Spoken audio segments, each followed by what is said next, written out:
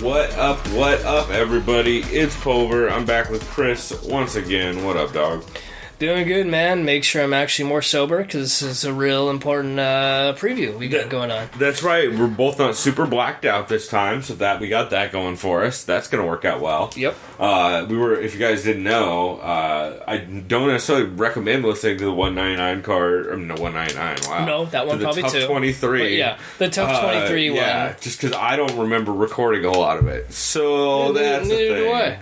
Dude, that red line is really what fucked us. Yeah, I regret that you gave me that because I just felt like just deaf today. Yeah, it's really terrible. That's why Joe Rogan hates it. Shouts out to Ballast Point. I love Ballast Point, but those watermelon Dorados sneak up on you with the 10%, man. But then again, I'm dumb for not realizing it's a double IPA. I realized it was a double IPA. Did not realize it was 10%. I'm pretty sure I realized that on the show. If you listen back, I think I figured out it was 10% on the show. And I was like, oh, I wish I had been drinking 4 of those. No wonder I'm really fucked up. But we are coming at you right after the Ultimate Fighter 23 finale card, which was a lot of fun. I mean, to be fair, we're coming off a wild main event, because fucking everything JJ does is wild. But we will start. I just want to basically run through a couple of the fights on this card that were interesting. I always fuck up this dude's name. Jinglang Lee? The Jangalang is all I like to call him. I think his name is, I think that's the Leech. I think he's the Leech. I think. Anyway, he came out on fire and just put a hurting on Zafir. I'm pretty sure he's the Leech. Chinese dude who is just a beast out in China. He's off the TUF China. Wait, what weight class is that? Probably like I think it's lightweight. 70. Oh shit! Okay, might be lightweight. By the way, I'm terrible with classes. That season from China, I don't know why. It's terrible. Well, I mean, I only tried watching one episode, but it was only available like on my phone or some shit. I couldn't even find it on like the computer. Anyways, but it was just kind of weird because I know it was like who Kung Lee and someone else was the coach. Yeah, like Rich Franklin or somebody like that. Yeah, it was a weird season. It wasn't Rich Franklin, but it was somebody. But was that guy the winner though? Yeah, I think so. He's a beast wrestler from what I remember. Kevin Lee and Jake Matthews. This fight did not go at all how I thought it was going to go. Kevin Lee just showed up on fire and basically wrestled the shit out of Jake Matthews and then just pounded him out. It was just super impressive performance from Kevin Lee. He looked super beast in that fight, which I was pretty surprised about. I didn't even see the Mutanch fight. I was driving home from work and I didn't remember to record this, the prelims, so I didn't see it. But he got the decision. The Hendricks fight, I don't care about tough fights. John Moraga lost a split decision. That was just a crazy war. They literally just beat the fuck out of each other the entire fight.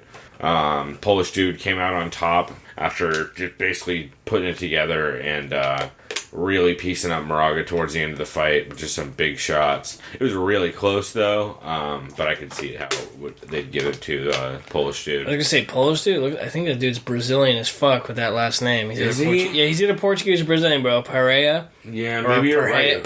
Who's the Polish guy I'm thinking of? I don't know. Was that from last night? Yeah, I think there's a Polish. Is there a Polish? Yeah, this dude's Brazilian as fuck. Yeah, I did. Why am I thinking a Polish guy? Yeah, the only Polish person on this card was Joanna. JJ. Yeah. Maybe I must be thinking from last night. Weird. I don't know what's wrong with that. A good win by the Brazilian. Yeah. Evidently he's Brazilian. Maybe he's Polish-Brazilian. Who knows? You don't know, Chris. Interesting. I don't know. It could be his grandfather. No one's Polish-Brazilian. That's not a thing. Yeah, it's probably pretty slim. Yeah. All right. Gray Maynard got the win somehow in a fucking wild barn burner. Yeah, snapped his 4-fight losing streak, actually, so now he's back on the win. First fight at 145, too. Wow, see, I didn't know that. Holy shit, that's interesting. Yeah, I can't say he looked good, because he got punched in the fucking head like 4,500 times, but he didn't get knocked out. Isn't Gray Maynard like 37 years old now? Yeah, like, he's up there. Very old. He's down at 145. Fernando Bruno literally just threw fucking haymakers and wild off, like, the kind of strikes where he's throwing him so hard he keeps throwing himself off balance and slipping. Oh no! It was a lot. It was a lot like if Olawale Bambose had no technical ability, but just really liked throwing hard. Yeah. I mean, it wasn't terrible. He was piecing up Gray Maynard, but it was just a weird, like, it was just a weird ass fight. Gray Maynard somehow got the decision and didn't die, which I was convinced that he was just going to get mollywopped, which he did, but he survived it. Another tough fight. Holbrook lost, evidently. Who's this, Joaquim Silva? I think it's a tough fight. Maybe it's not, actually. I'm going to throw it in the tough area. Oh, wait, no. Is this the one? Yeah, he finished him with punches in the first. Not a lot to this from what I remember. He basically just smashed him and then jumped on the fence from... I don't know. Yeah, and then this next fight, I know I'm going to say this wrong, but I'm going to say Doho Choi. Yeah, Doho Choi. This is the first one I'll say because I was busy earlier today, but I'm glad I got to catch this later half of the fight card, because it was a good fight. I mean, it was totally one-sided, but it was fun to watch. That dude is just such a motherfucker. Yeah, he's entertaining, man, with his strikes. Dude, he is, and he's like the funniest little Korean dude who's just like hilarious. That dude's personality is just weird as hell, and it cracks me up every time. And he throws fucking death with his, he's got some of the nastiest ground and pound. And dude, he was so patient with his strikes too, man. Dude, just those straight jabs and everything. There's some clips of him, if you watch his other fights, he's just a murderer, especially with ground. And who did he call out? Cub Swanson? We didn't really call him out, but he mentioned it. Yeah, the winner of Kawajiri, and he just basically said, "I'd like to fight this guy." Yeah, which would be dope. Yeah. I'd love to see him fight either one of those guys. This next fight is the one I was the most excited for on the whole card. One of the ones I was most excited for all weekend, Ross Pearson, Will Brooks. I was smoking, what was it called? F Cancer, I think is the name of the strain. I believe so, yeah. During this fight, but, Jesus, it was just, they beat the fuck out of each other. Will Brooks, I thought Will Brooks was going to be able to impose his wrestling way more than he did, because we didn't really see a lot of it. No, there was a lot of striking exchanges, a lot of good counters. I know the feints come from Pearson, obviously, because that's what Alliance is all about, their feints and the striking technicalities, which is cool. You know, it's effective. But Ross Pearson had some beast takedown stoppages, Robbie Lawler style. Yeah, dude, that one sprawl. That one sprawl, you're like, oh, I've never seen that shit. Some of the sprawls he hit are it's the kind of shit where he's slamming his hips down so hard that his feet are higher than his hips at a certain point. Yeah, it's like he took himself off the ground. Right, he's just literally trying to put Will Brooks' head through the floor with his dick. Essentially, it's fucking brutal. But Will Brooks. That was a really close back and forth fight. Will Brooks got the unanimous decision, 29-28. That was about how I thought that would go. Yeah. I thought Will Brooks would look a little bit more dominant than he did, but Ross Pearson looked better than I thought he would. So I think a lot of that credit probably goes to Ross rather than to Will. But man, or I should say, Ross showed the fuck up to that fight in a big way. They just beat the fuck out of each other for a lot of that. They're throwing crazy elbows at each other and shit from weird angles, especially in the exchanges with the clinch too. Yeah, it was a lot of clinch work. It was a wild fight, and I'm just excited to see more Will Brooks in the octagon, because that dude is always entertaining. Also, one of the funniest people on Twitter. If you didn't watch that during the broadcast, they were showing all the goofy shit talking him and Ross were doing. Can you tell I slept 3 hours last night? Alright, Tatiana Suarez. This is a tough fight. I don't give a shit. Tatiana Suarez basically came out, wrestled Amanda Bobby Cooper, and then just mollywopped her. Got the Darce, right? Mm-hmm. Yeah, that's what it was. Also, shout out to Bovada for calling her Amanda Bobby Chopper. I don't know why they had that as her name, but it was cracking me up the whole time. And yeah, Tatiana Suarez literally just took her down, beat her the fuck up, and got that Darce. The Darce, which was it was a dope setup, and she just lost. Yeah, she's got that long reach too, so she's able to easily, real lanky, yeah. Let's see, Khalil Roundtree versus Andrew Sanchez. To me, I'll just say right out there, was the most disappointing fight I've almost seen in a while. This is exactly how I expected this fight to go. Yeah, I knew Sanchez was a wrestler, but god damn it, dude. Roundtree trains with guys, that... Syndicate has some beast wrestlers. That's the only reason why I was disappointed. I thought he'd be able to shoot off some stuff and sprawl okay, and to stand and bang and be able to throw some mean throw some fire at him, but... I mean, he did throw a little bit, but... He tried. He just couldn't put it together, and he just kept getting taken down. I mean, I don't want to say it was a boring fight, but it was. Like, it's just a typical fight. Like, I don't know. I mean, it was just very one-sided, and the dude who was imposing the one side was not looking for a finish for a lot of it. But he was super consistent and tough as fuck. But I mean, hey, credit to him. Andrew Sanchez, the Ultimate Fighter for 205, well, technically 205, at least what he's fighting at. Yeah, these performances are exactly why I'm not hyped about the Ultimate Fighter ever. Just don't care. Sometimes the female ones were dope. They were bringing all the Invicta girls over. Yeah. But now they're starting to get to like weird tertiary kind of people on that even. So I don't know. Fuck the Ultimate Fighter. That's what I have to say. Hey, Sherdog, thanks for updating all of the decisions for us right in the middle of this. It was a Bravo choke. It was actually an Anaconda. I thought it was a Darce. They said Darce, but it looked like a Darce. I know? It looked like a Darce Smith across the body. The difference is it's on the lock is on the inside rather than the outside of the shoulder. Like it's by the neck rather than by the shoulder. Anaconda, I'd have to see it again. I thought it was a Darce, but it might have been an Anaconda actually. Anyway, those were fights, I guess. Fucking Ultimate Fighter. But JJ Claudio Gadelia was fun as hell. It's exactly what I figured. I did not necessarily think that Claudio was going to be as dominant in the first two. I did expect her to gas, but I didn't expect her to gas that motherfucking hard in the third round. Yeah, that was kind of nuts. She basically had 2 rounds in her, and then after that, JJ picked up... what was the stats on that? It was like... She picked up her strikes to like somewhere between 50 and 90 strikes landed a round after the third. Yeah, especially in the 5th round, if I remember correctly, I swear it was something ridiculous. JJ had about like 65 significant strikes. I think it was more than... significant, yeah. Or just total... Maybe it was total. I think it was like 90 almost. Yeah, I remember in the final round, I swear the total was like JJ's 90 to like Gadeia's like 10 or something. I think it was less than that. I think it was like 4. It was very... That was significant. Significant was 4. It was like 70 to 4 or something ridiculous. It's... that fight was pretty much what I figured. I figured Gadelia would come out it was Gadelia first 2 rounds, and then it was JJ wins those 2 10-8 rounds, basically, which some people called it 48-46 or 49-46 too. Beating down. Like, that shit got... I thought she was going to get the stoppage a couple times in the 4th and the 5th. Just because...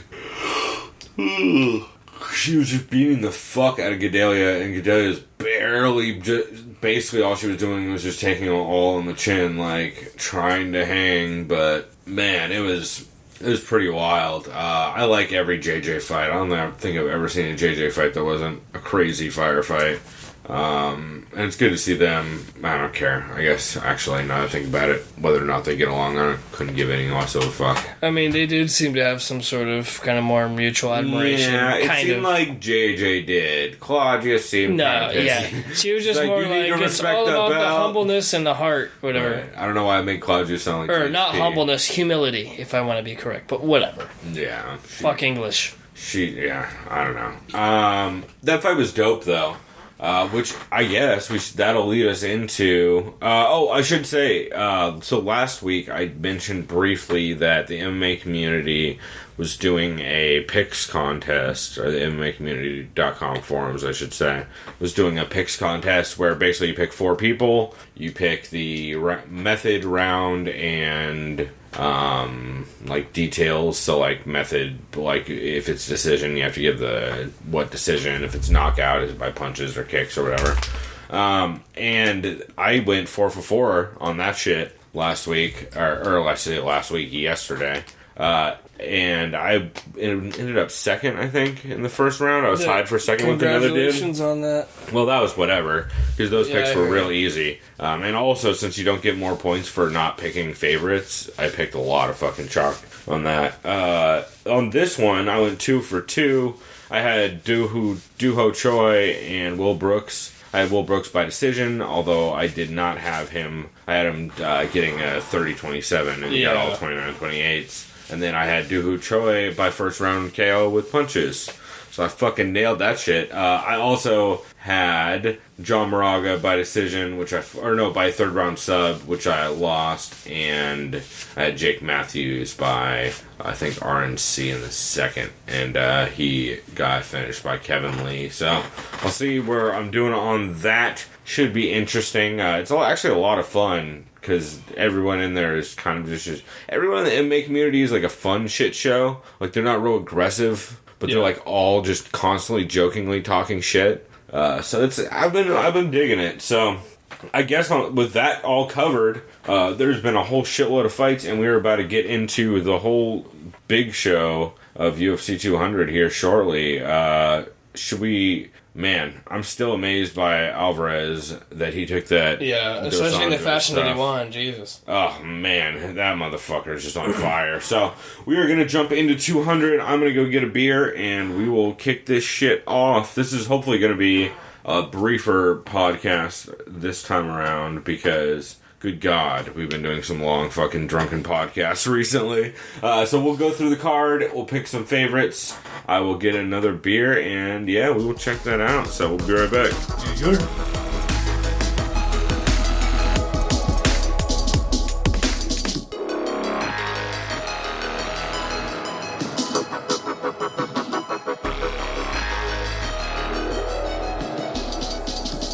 Alright, we are back. We are going to jump right into our breakdown of the UFC 200 card going on tomorrow night. It is going to be a fucking chaotic card. I think it's pretty unanimous at this point. Best card they've ever done, right? Oh yeah, dude. Oh my God, I was just looking at him. I was like, Jesus, what can he make? Like 3 or 4 headliners more out of this? Oh, I literally, so the entire main card, you could make each one a main event of a pay-per-view. We'll talk about it when we get there, but man, it's fucking outrageous how stacked this shit is. When the first fight of the night is fucking Jim Miller Takanori Gomi, Jesus, you guys, Jesus, that is unrealistic. So we are going to get into that. Oh, also, I do have some parlays still riding from the last 2 cards. I have my, which actually are going to be open for a bit. I have the Eddie Alvarez, Mark Hunt, and Diaz parlay, and then I have the Diaz, Mark Hunt, and Joanna and Jacek parlay that I played tonight. So excited for both of those, because those were fucking money. And there's actually, I'm probably going to put a couple parlays together for this card, because DC Frankie Mark Hunt is looking real good. And if you wanted to throw a garbage one together, you could probably add Kanan and Sage Northcutt on those. So yeah, I'm excited to get through this. So why don't we go ahead and just start at the bottom? Hell yeah. First off, I should say I'm drinking a Brimy Melon Goes from Anderson Valley, which is weird, but pretty good. And right now, I'm babysitting what they call the world's first pale ale, also known as Bass. That's right, the world's first pale ale. I don't buy that. Shouts out to England. Yeah, right. Anyway, alright, so let's jump right into this. Jim Miller, Takanori Gomi. Man, so Jim Miller's... he's had a rough run recently, but it was against Diego Sanchez and Michael Chiesa, both of which are terrible matchups for Jim Miller. They're gonna outpace him. And if you look at his last 4 losses, I mean, losing to Donald Cerrone, Beneil Dariush, Michael Chiesa, and Diego Sanchez, those are not terrible dudes to lose to if you're gonna have to do it. Yeah. So he does still have wins recently over Yancy Medeiros and Danny Castillo, Danny Castillo was what, last year? Yeah, last July. And he's taking on Takanori Gomi, who, last thing I remember from Takanori, oh, Jesus. So, I don't know if you remember this fight. This was the fight, his last fight was against Joe Lozon. And that was the fight where Joe Lozon mounted Takanori Gomi, beat the fuck out of him so bad that he got up and walked away, and then Herb Dean called it off. No, I don't. It was brutal. To be fair, Lozon beat the To be fuck fair, out of I him. didn't even watch Dillashaw vs. Barao 2 at all. I was somewhere else being retarded. Oh, that was a dope card. I mean, like, I remember the finish, from the Barao. Yeah, yeah. That was fantastic, that finish. But yeah, I didn't remember anything else besides I had no idea. Because, to be fair, at the time, I wasn't, following as I am now. But Right. Yeah, Joe Lozon beat the fuck out of him. Gomi's been having a rough run recently. His recent wins are Ike Valley Flag and Mac Danzig. It's kind of embarrassing, but it's like the only thing I remember of Gomi is I know he was a Pride champion, and it's like, fuck, that's it. I don't even know shit about him, and as far as being his success in the UFC. Yeah, oh man, the fight him and Nick Diaz had is like one of the all-time dopest fights of all time. Also, it took place in Nevada, but was a Pride fight. Also, that was the one that Nick Diaz gogo-plotted him high as fuck, like tested so high in the post-fight drug test that they said he had to have smoked in the dressing room before the fight. There's literally no other way to get that high of a test. It's hilarious. So that was pretty good. Man, Gomi, it's a little worrisome that Gomi's last 2 wins are against Ike Valley Flag and Mac Danzig, both of whom are retired now, and Mac Danzig fight was in 2012. Man, I just don't see how Gomi wins this at all. At all.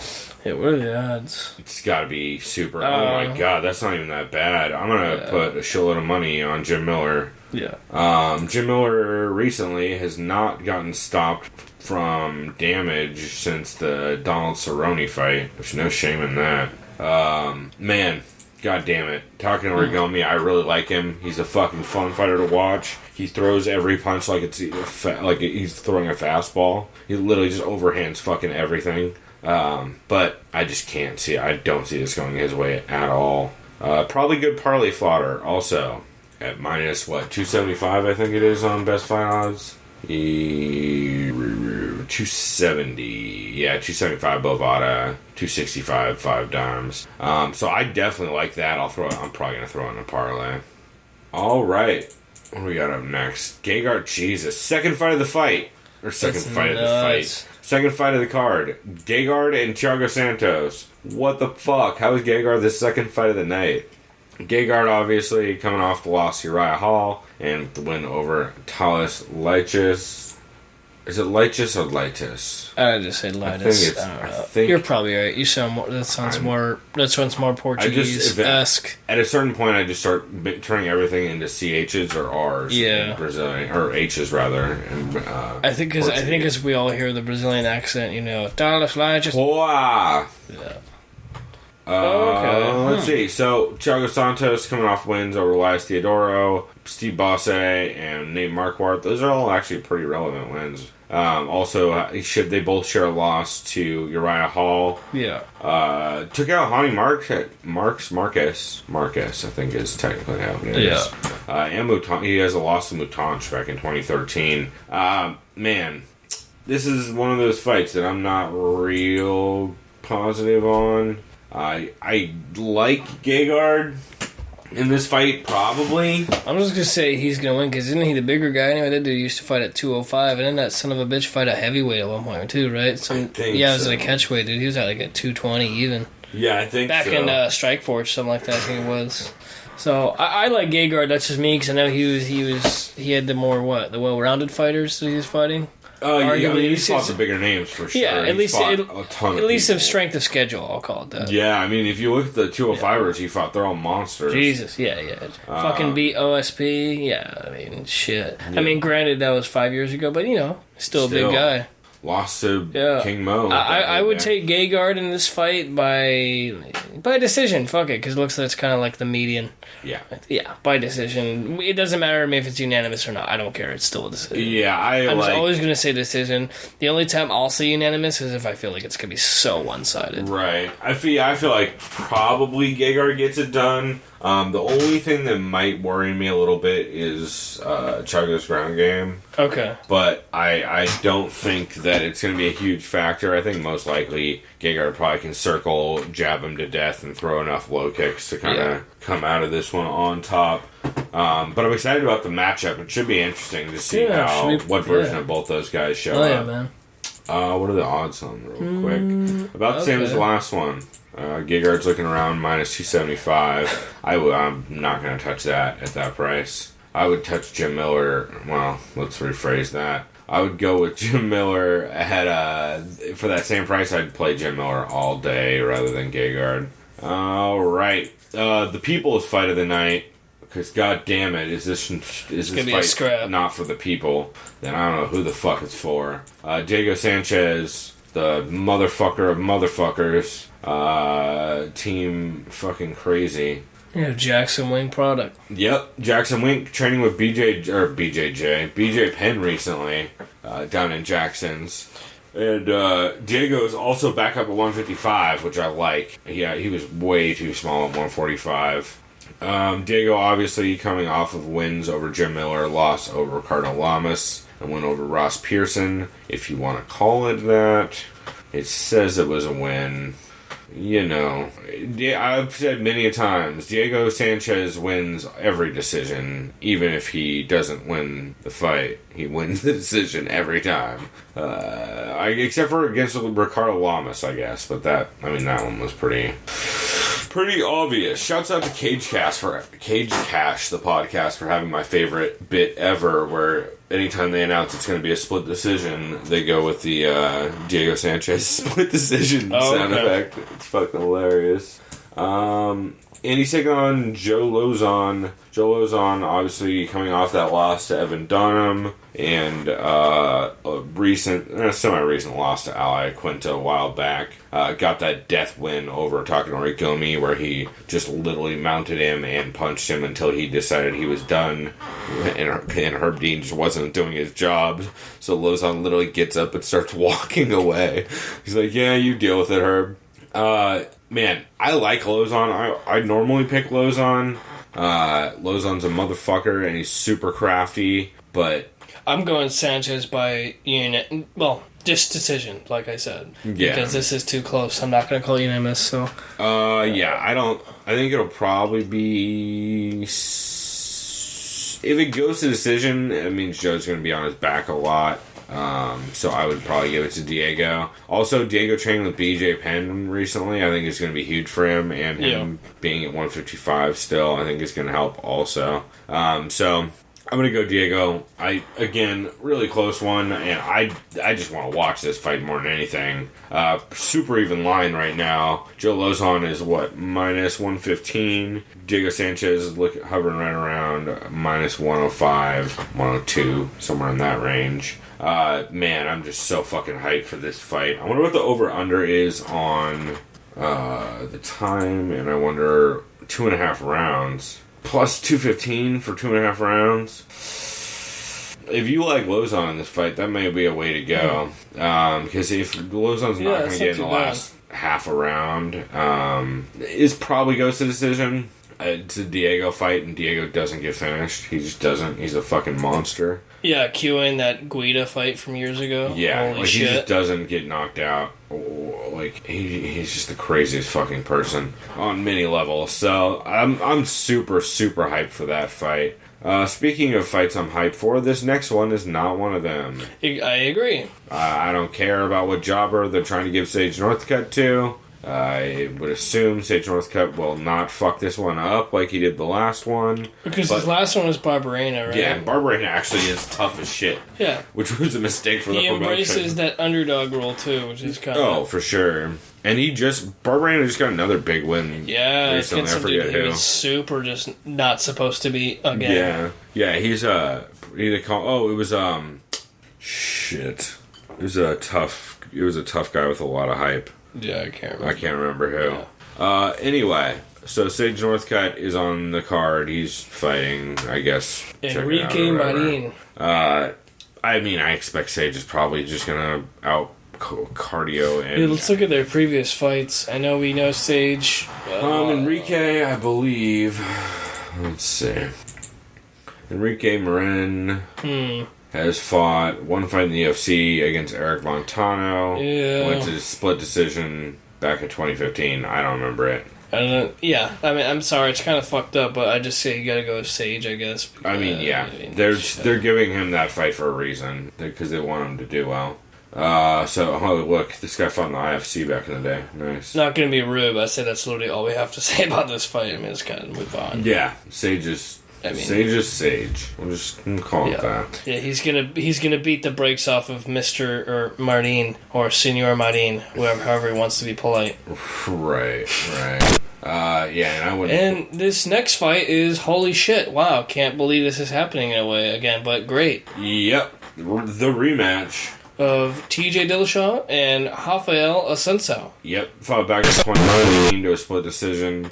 A lot of people think that fight, and that's just there's a lot of debate about that fight, depending on who you ask. I think it's probably you give it to Assunção. But TJ has looked a lot different since that fight also. Yeah, he is not the same TJ. Because that was way back in 2013. And I'm excited to see... I mean, yeah, this is the thing.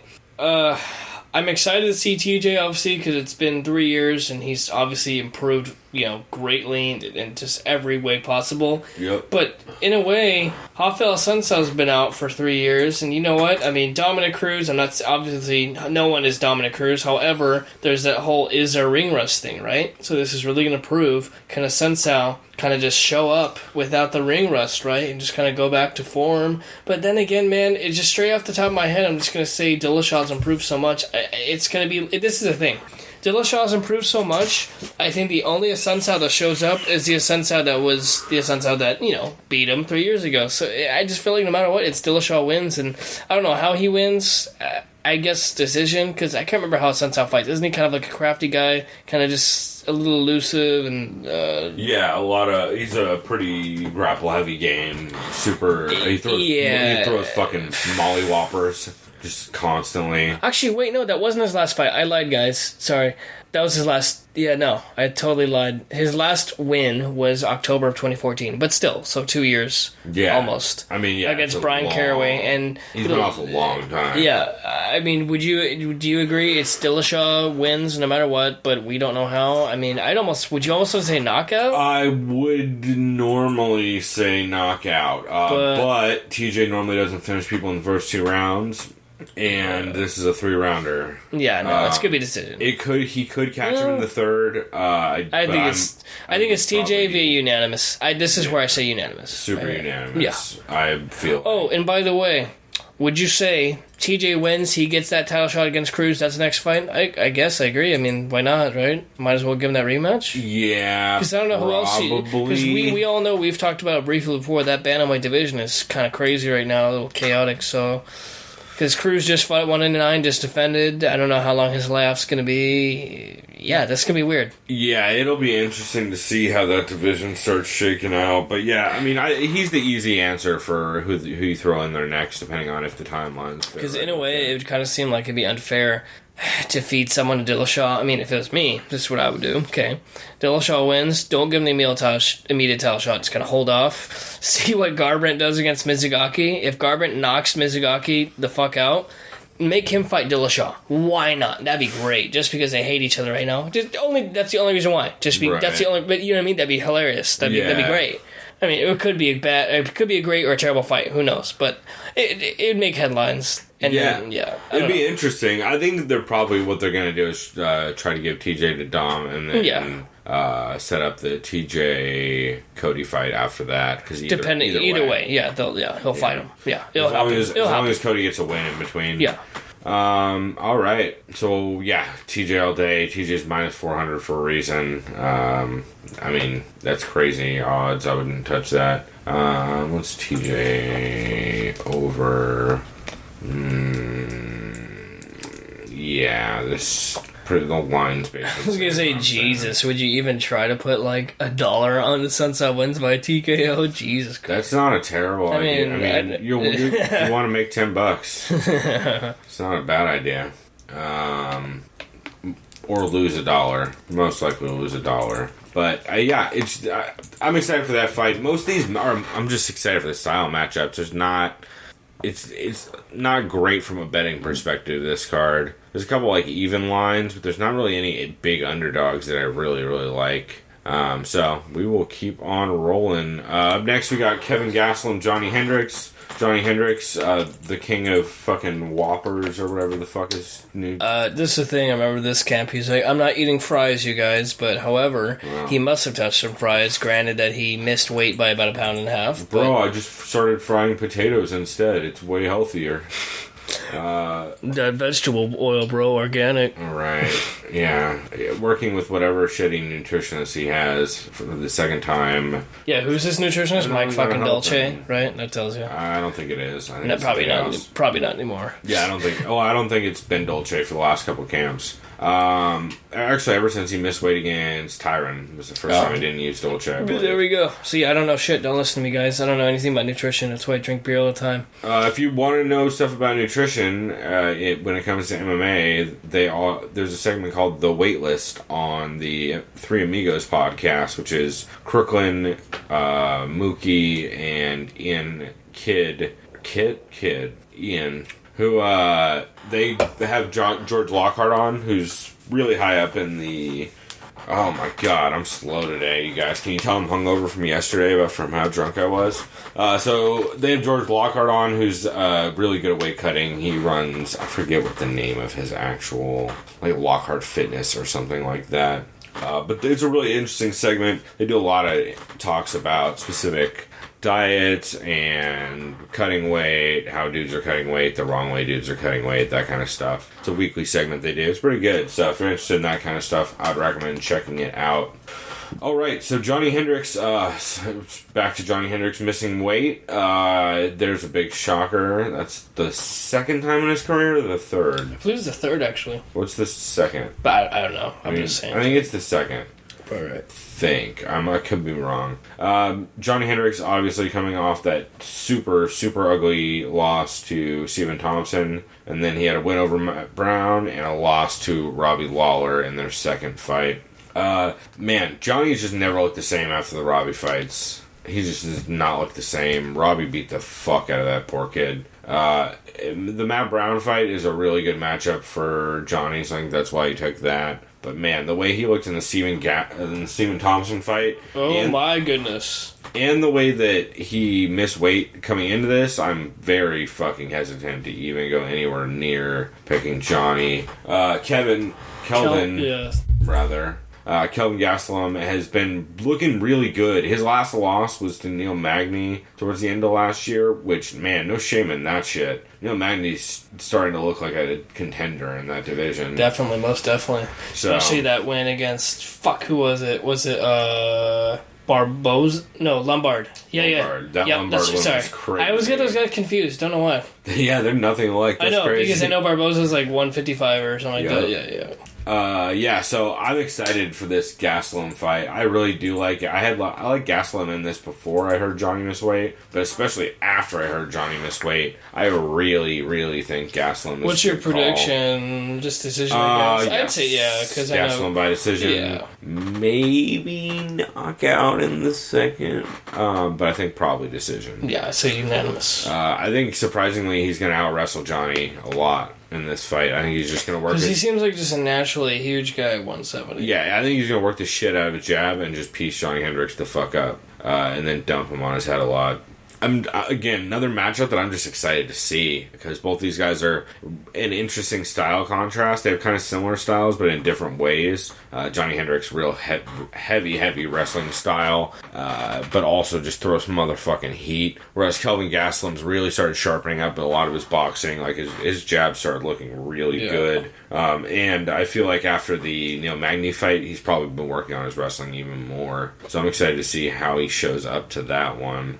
Let's see. So, we got Kat Zingano, Juliana Pena. I've been hyped for this fucking fight. I've been wanting to see Juliana Pena fight again for a while, actually. Yeah, this is the one that's interesting to me.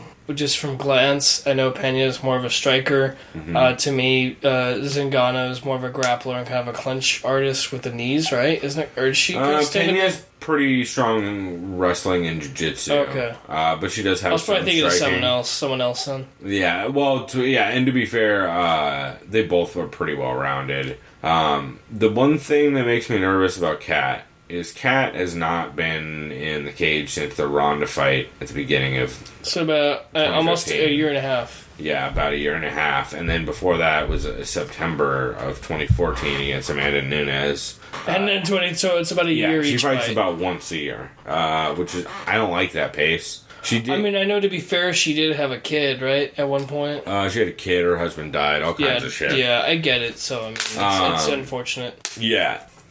I'm just interested to see what she's able to put together. She just recently, for this camp, I believe, is down at... She's at Alliance, right? I believe so. Yeah, so that's what I've interesting. heard. Yeah, she's been training down there with Angie Hill and all those people. A lot of tough girls. Christine Stanley. A lot of tough girls got in Alliance right now. Beck Rawlings, Angela Magana. There's a ton of tough girls down there. So, this is one of those fights where I like Juliana Pena to probably just fucking put the paces on her. Probably just a lot of ugly wrestling and top position and just kind of baby punching and looking for subs from Juliana Pena. I don't know why Juliana Pena has pretty consistently been an underdog in this fight. She's been looking on fire. Maybe I haven't. Maybe I need to go back and watch more cat footage. I know I need to, because, I saw the last Pena fight. I mean, she lit Misha Tate on motherfucking fire with a high kick. Yeah. And she beat the fuck out of Amanda Nunes, from what I remember, as well. I don't know. Because what was Pena's last fight again? Makes me nervous. Pena's last fight was... I know I watched it, I just don't remember who. Yeah, that's right. It was I watched that. That was one where Jessica I popped that illegal knee to the head. Yeah. Also, was that the fight where she actually popped for weed also? Something dumb. No, that was earlier. Actually, it's probably not. I don't know. Fuck. This is a weird fight. Yeah, it is. Part of me kind of wants to go with the upset and say Zingano, but I'm dead wrong. I don't think Zingano is the upset. Oh, she's the favorite. Never mind. She's Holy the favorite. Shit, dude! I swear I thought she was the underdog. Wow. That's what I keep saying. Huh. I'm surprised that she is so does that mean favorite. just go Pena? I don't know what you would bet on. Just avoid this fight. It's too weird. Yeah, I'm probably going to put a little bit of money, like a unit or two, on Pena, just because I think she's going to be able to outwork Kat, because she's been super active, and she's been looking really good in most of her fights. But, man, I never know how to bet Kat fights. I don't know how... Yeah. Just the layoff always weirds me out, and then she always has so much weird personal stuff going on. So, I would say, more than anything, I'm probably going to keep an eye on that line and see if anywhere it moves, because I'm just so confused by it currently. It's interesting. Yeah, I may throw that in like a small parlay with something I'm also not confident in, like another weird underdog. Maybe I'll throw that in the fucking Sage Northcutt opponent in the same shitty parlay. I'm not actually going to do that. All right, let's keep it rolling. Travis Brown, Cain Velasquez. This is the first fight. Okay, from here on out, you can make every one of these fights a main event on the main event of a pay-per-view. Every one of them. They're fucking ridiculous. Every one of these could sell hella pay-per-views, which is fucking ludicrous. Also, this is going to be a long card. With this dude, I was just about to ask you. I saw it officially starts at 7 p.m. Pacific for us, 10 p.m. Eastern. The main card does, yeah. The main card, and for everyone else, Mountain, what is it, like 8 p.m., whatever, or Mountain's like, 9, whatever, or, yep, I don't know. Time I can't talk, 8 p.m., yeah. Your own time zone. Same point, but either way, I feel like it's going to go on late. Like, Jesus. It's definitely going to go on a while, especially with 2 title fights, would have been 3. Or at least it would have been 2 5-rounders. I guess it is only, or 3 5-rounders. Because it is, the only 5-rounders are the Frankie fight and the Amanda Nunes fight. Which is weird that they're keeping Frankie and Jose that far down. Because it's now a 5-rounder. So, it's going to be... wait, when was the last time you even remember seeing a 5-rounder... Not at, a 5-rounder and then a 3-rounder. Not at least a co-main, you mean? Right. I have no idea. I mean, I think... I just heard a card recently. Maybe it was UFC... I think it was one of the pay-per-views right before UFC 100 they did that. Or maybe just after. It's going to be a weird vibe. But let's just start getting into it. Cain Velasquez, Travis Brown. I'm on team fuck Travis Brown. I was about to say, all I gotta say is my 2 cents is Cain Velasquez wins and knocks him the fuck out. And that's all I gotta say. Doesn't matter to me what round. I know it's gonna happen. Sorry. That's it. Quick and short for me. Fuck Travis Brown. That's mean, but that's just me. I just think there's I'm not even gonna put any intelligent thought into it. Don't care. I'm just saying. Knockout. Cain Velasquez wins. That's it. C-level Kane, let's go, baby.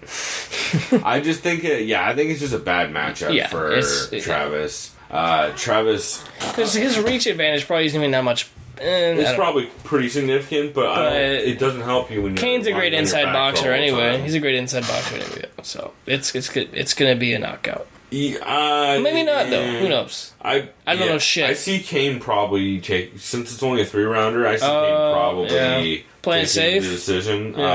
And just putting him on his ass the entire fight. Yeah, that makes sense. I feel like the only way Travis Brown wins this is essentially off of a weird kick. I feel like kick or knee or some bullshit, like an exchange, like a clinch. When Kane's trying to get it shoot down. Yeah, shoot something, exactly. Or if Travis is able to throw those fucking stupid elbows when people are trying to take him down. I mean, those things fucking work. Yeah. He made a whole fucking defense on his own with that shit. Everybody does that stuff now. Kane, I like him in this. I like him to basically just push the pace, put Travis on his back over and over and over and over and over again until Travis eventually wilts, and probably I see it going to decision. If this was 4 rounds, I'd see a finish, but I don't think Kane's going to do anything in 3. What are the odds looking like? Yeah, that seems about right? Kane minus 275 is about right. Minus 300 more or less. Yep. And sorry about the yawning. So moving on, I guess. Hold on, I did want to check. Over under is 1.5 for the over. Okay. And it's at plus 100 even money. I kind of like that. I don't think this fight ends in the first round. No, it won't. Probably not in the first round and a half. Fight goes to decision is plus 230. That's not bad, but I worry about Travis wilting after getting punched in the head a shitload. I'm probably gonna look at the over on this one. Actually, I really like that, especially at even money. I kind of like that. So I'm going to keep an eye out for that going forward. Again, just a style matchup that I'm interested in seeing. Plus, it's going to be cool to see what the fuck Kane looks like. Because it's been a while since we've seen Kane in the octagon. He fights like once every 2 years. Jesus. Yeah, it was the Verdum fight was the last time we've seen him. Yeah, it was forever ago. Yeah, that was in Mexico City, not C-level Kane. That wasn't bad. Yeah, it's like at least a year ago.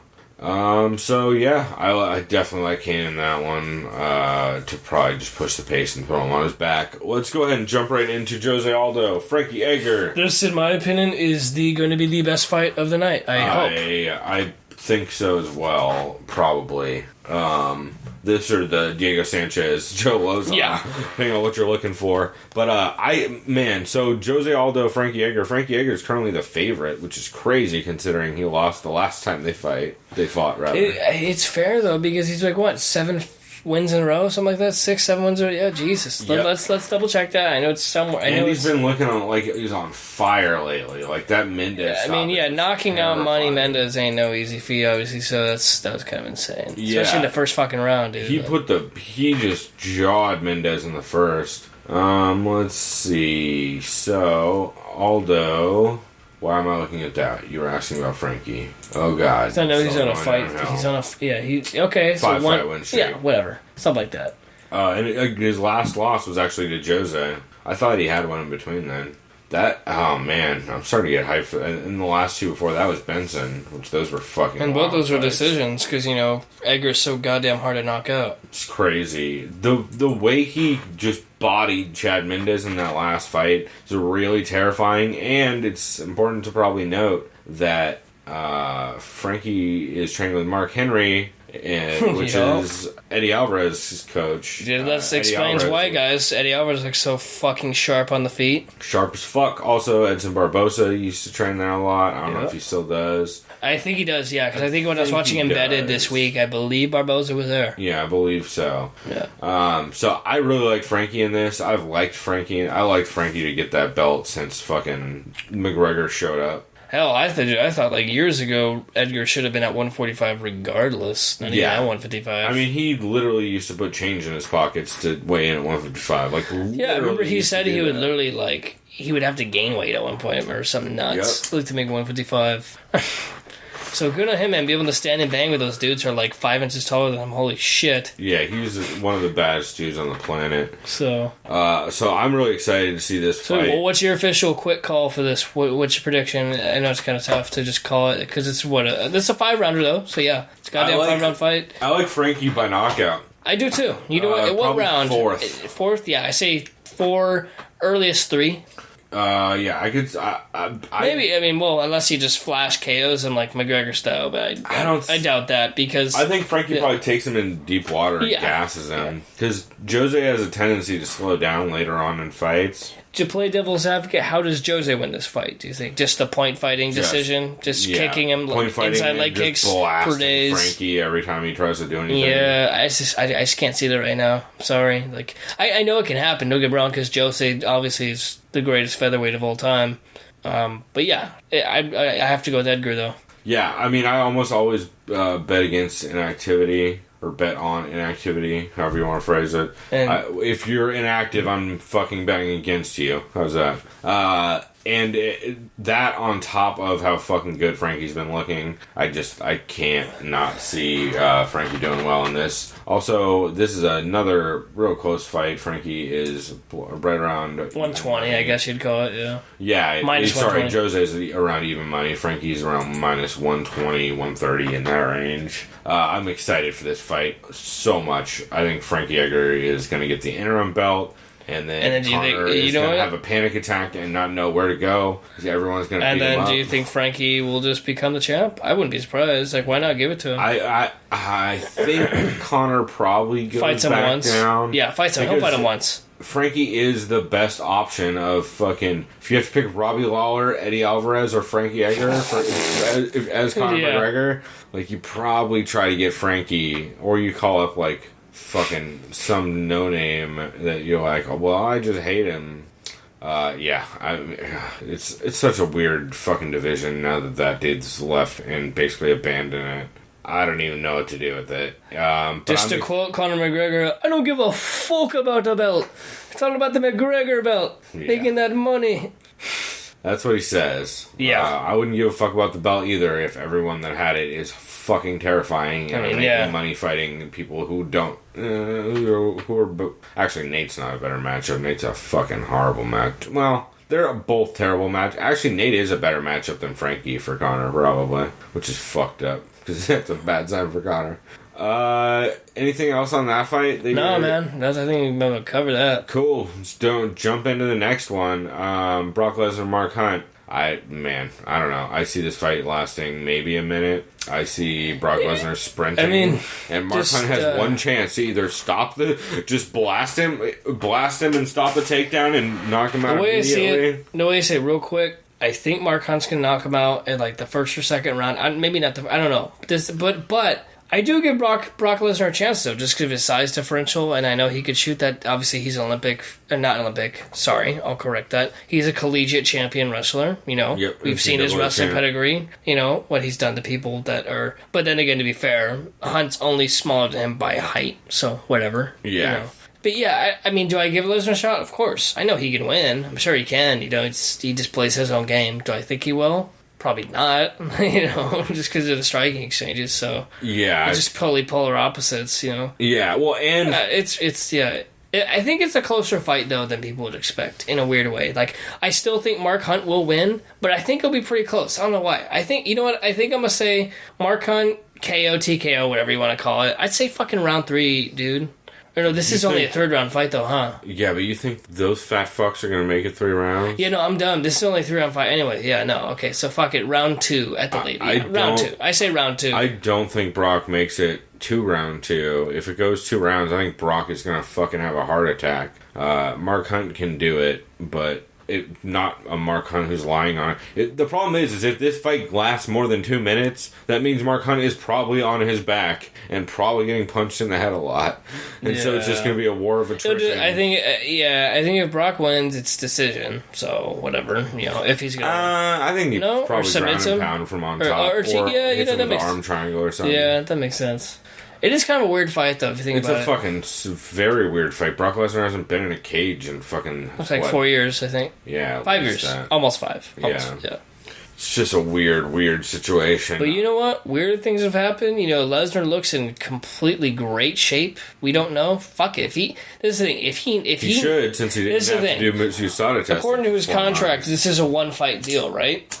Say for some fucked up reason he knocks out Hunt, which obviously I completely doubt. But say he just, or TKO, we'll call it TKO. What do you think happens to Lesnar? I think he stays. There's no fucking way, dude. Dana just shells him money. Yeah, but he has to, right? Or is it up to WWE? Yeah. WWE? God it's damn up it. to Stephanie. God damn it. And Vince. That's fucked. That's fucked, dude. Because there's so many good matchups for Lesnar too in the heavyweight. It'd be fun. Maybe not. Yeah, well, they'd there's probably some. give him Kane again and tell him to go back to WWE. I mean, yeah. Because fucking Kane will beat Lesnar every time out of every time. Yeah. I like maybe one in every 50 Lesnar wins that. Maybe 3 in every 50. I just like Mark Hunt round 1, knocked the fuck out.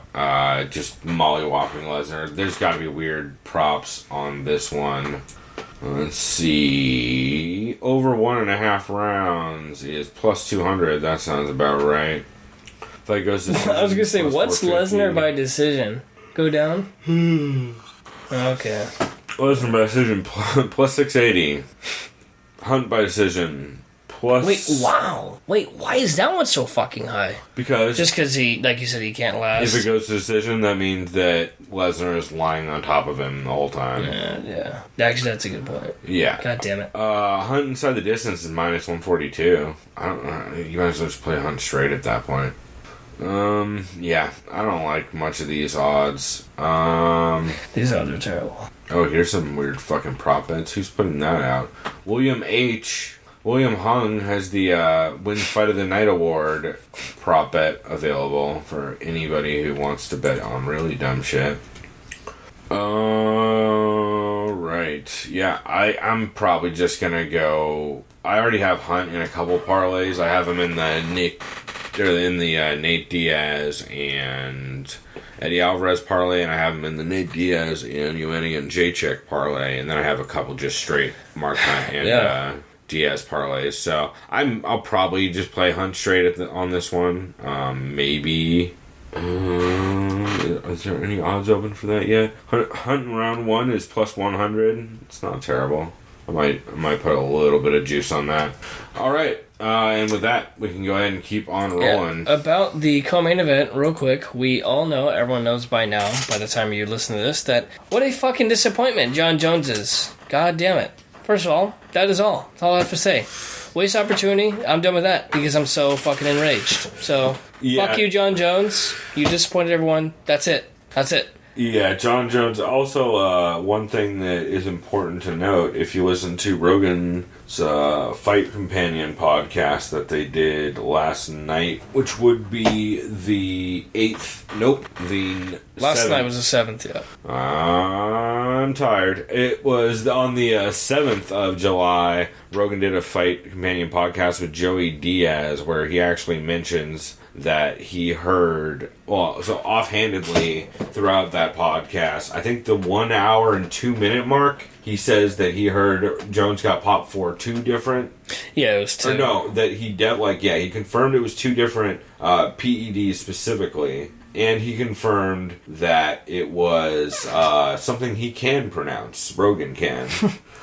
So that is interesting, because I'm curious to see exactly what the fuck.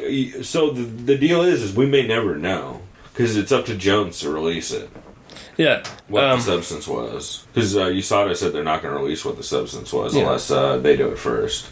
Yeah. I'll just say real quick, I'm just going to say something real fast because I got to go to the bathroom real quick. And I'll edit this shit out. I'm sorry. But my official thing real quick, I'm going to say this is the easiest fight to call all night, in my opinion. I know this sounds rude, but obviously with the whole 2 days notice, I say Cormier round 1. I want to say knockout, but I know Silva's tough, even with the late notice. I say submission. That's my call. Round 1 submission. Fuck it, dude. We'll just mount him, lay on top of him, and then get some sort of submission. That's what I'm going to say real quick. I'll be right back. So edit that out. But yeah, that's what I'm saying. Cool. All right. So my thoughts on the DC Silva fight. I'm in agreement with you that Is that the right word? No. I'll agree with you. Whatever. God damn it. I'm fucking tired and drunk. It's fine. It's a bad combination. It's not agreement. What the fuck word am I thinking of? Agreement. I'm in agreement with you. Thank you. Yep. I am in agreement with you, Chris, about the DC and Silva fight. In that DC, I think, is going to get the stoppage. I don't think it's going to be around. It's probably not first round. I don't think it's going to be round 1. I think it's probably going to be the second round. I think it's probably going to be KO, TKO, probably TKO. I'm calling it TKO.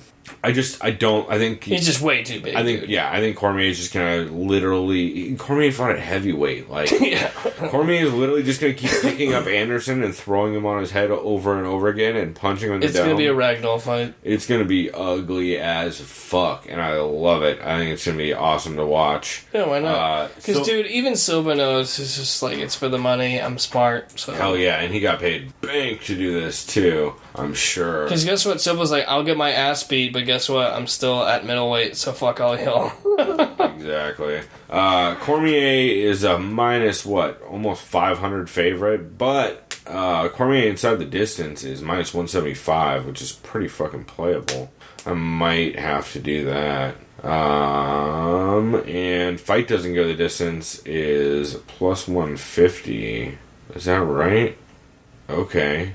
I don't get odds making sometimes. Yeah. Oh, that fight does go the distance. I'm sorry, I mixed those two numbers up. That's why. I would probably.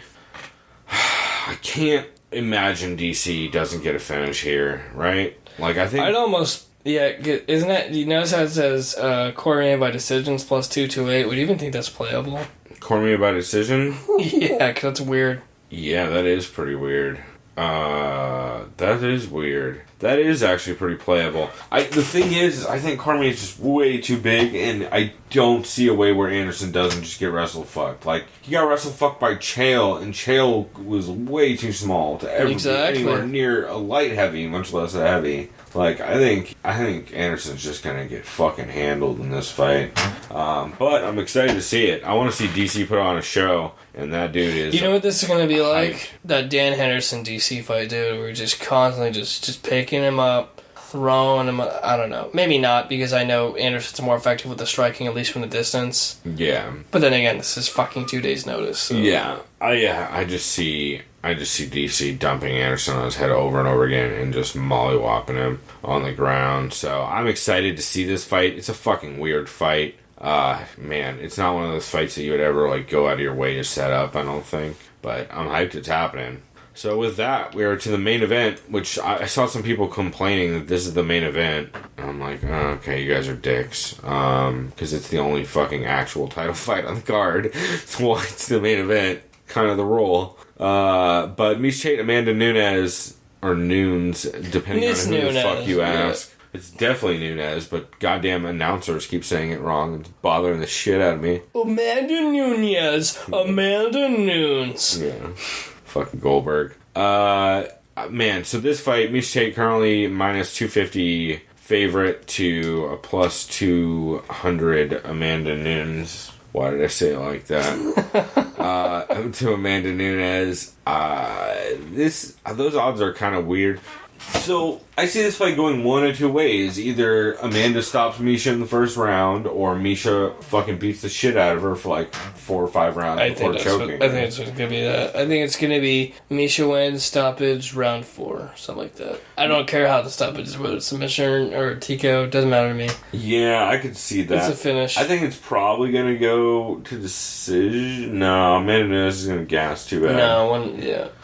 Because she has a reputation for just not being able to hang cardio-wise a bit. No, she'll definitely gas. Not as bad as Claudia. Yeah, no. But I think Tate, especially Tate's coming off her recent performance and all that against Holly, where she did fucking incredible. And she just looked money in her last couple fights. Her chin looked good, too. So. Yeah. So I think it's going to be a really good fight to watch. I think it's going to be a lot of fun. But yeah, I do like Miesha in this. What's Miesha inside the distance?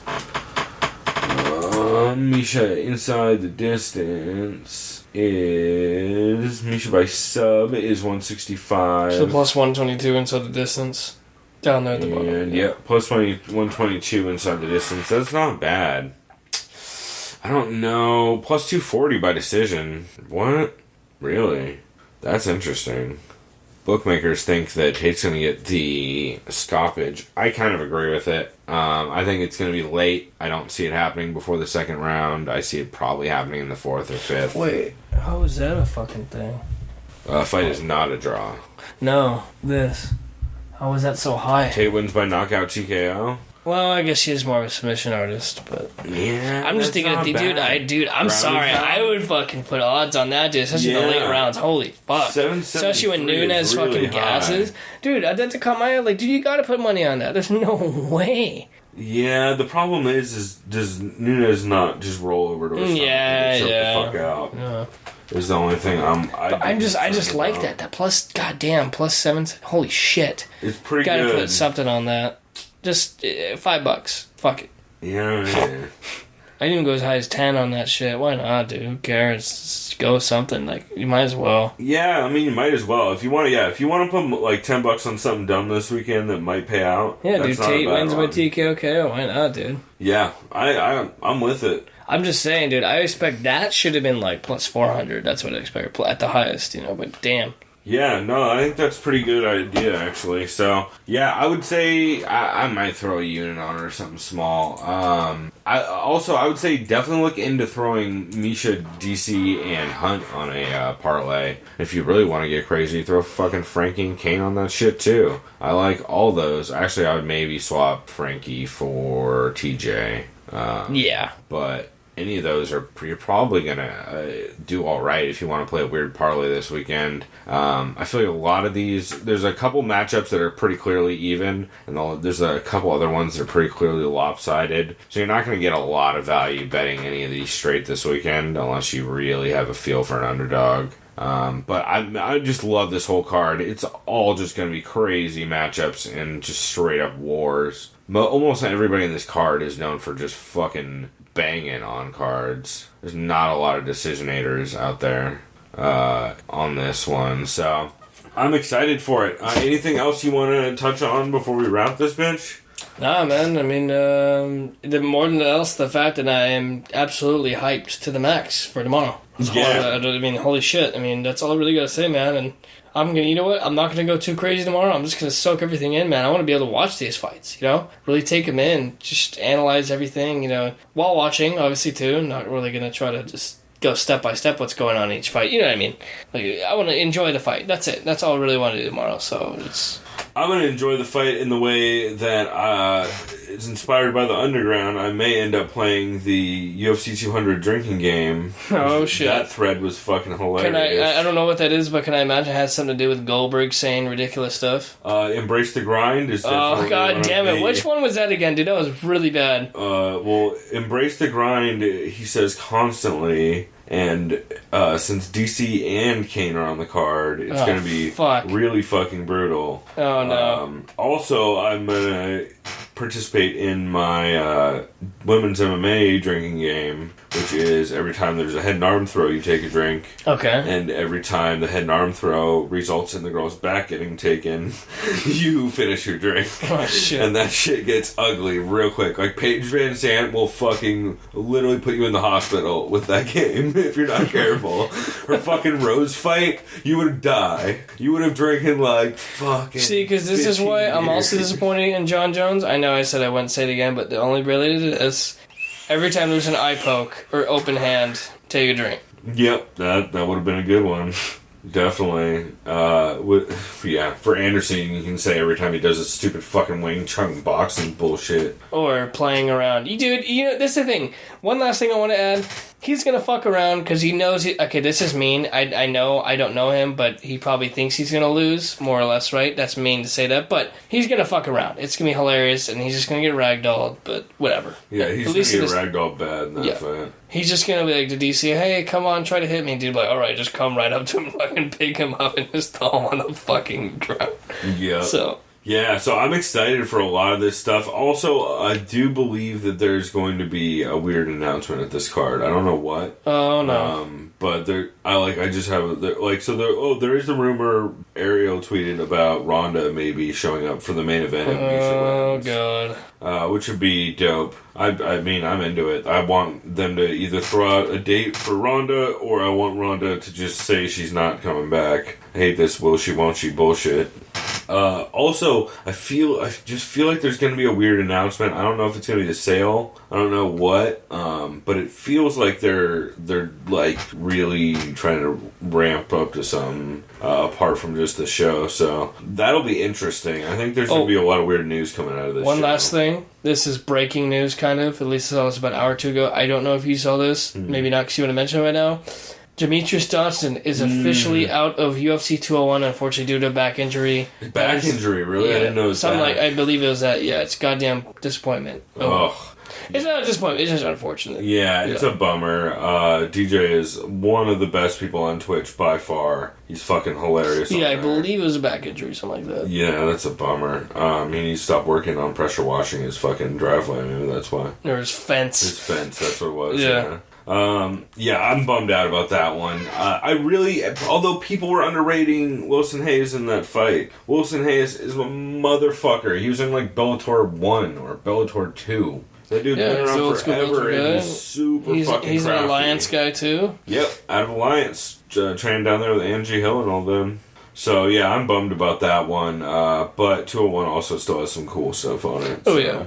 We'll talk about that coming up. We will, next week, we were going to have a 200 rap show where we'll go over all that stuff, and we will also come back with more of a regular format with all of the kind of podcast reviews for the week. Exactly. We're going to go back to our regular segments with assigning you a podcast to listen to. Right. We did that last week, right? Cheat sheets? Yeah. Okay, cool. So we're going to have, and a roundtable. That's the two. That's right. So we will have all of that coming up. Also, thesoundofviolence.com is the website. SOVpod on Twitter. You can get a hold of us. Chris at thesoundofviolence.com. There also is an email you can hit up. All that stuff is live. Hopefully, the theory by 200, all the shows are up there and live and available. You may have to dig around for our archive, or I don't know, just start adding Jay and Silent Bob references to the end of the URL, and you'll find it eventually. And those are really drunk messes of an episode, so I don't necessarily recommend looking for them. They're hidden for a reason, but they're available if you look for it. So dig through all that. Also, if you want to see some dank memes, go to /Ido. Because that shit cracks me up every time. So there's some fucking fun Easter eggs for you, and go get drunk, watch 200, put some money on some dumb shit. I'm gonna do a parlay where I pick every fight. Fuck it. I'm gonna put $1 on it, but if I hit, that shit is gonna pay out like $1,000. So there we go. It'll be a blast. We'll look for our episode next week, and hit us up if you have any questions. Alright, Chris, I think we're out, right? Yep. Alright, till next time, everybody. Go do something decadent. We out. Like...